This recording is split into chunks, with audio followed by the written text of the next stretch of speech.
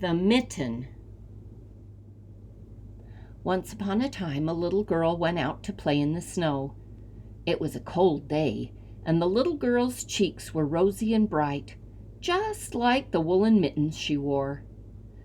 The girl's grandmother had knitted them just for her, and whenever she wore them, the little girl felt warm and happy. The little girl had a brother who sometimes liked to tease her. One day he grabbed her hand and off came one of the red mittens. "Give it back!" the little girl shouted. But her brother tossed the mitten so high into the air that it got caught on a branch of a tall tree. The little girl was very sad to lose her mitten, and she ran into the house in tears.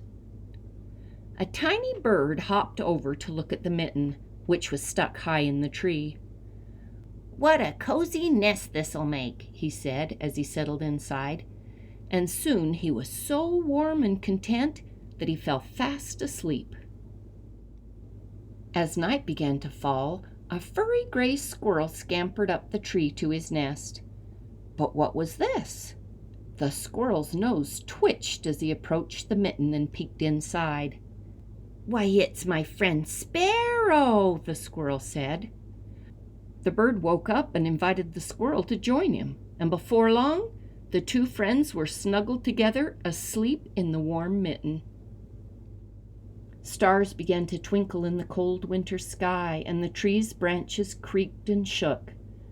The sparrow and the squirrel opened their eyes. Someone was coming. A cheerful little face pushed into the mitten. It was Raccoon. "Come on in," cried Sparrow and Squirrel. Raccoon was very grateful to wiggle in beside them, for an icy wind had begun to blow. The mitten stretched and tugged, but the animals inside were happy. Never had they been so warm. As the wind whistled through the tree, the mitten remained in its place on the branch, heavy though it was. Soft snowflakes began to fall, but the animals cuddled inside the mitten would have slept through the night undisturbed, if not for a fluttering and flapping on the branch outside. 3 pairs of eyes peeked out to see Owl shaking the snow from his wings.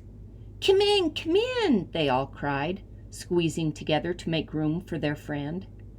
Owl tugged the mitten open a little wider and settled in with a grateful sigh.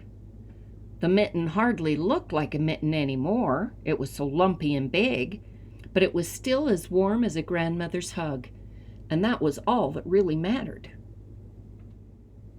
Crash, crunch, snap!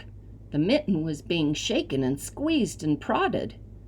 Owl poked his beak out and found himself face to face with Bear. "Why, Owl!" cried Bear in confusion. "What are you doing inside this funny red beehive?"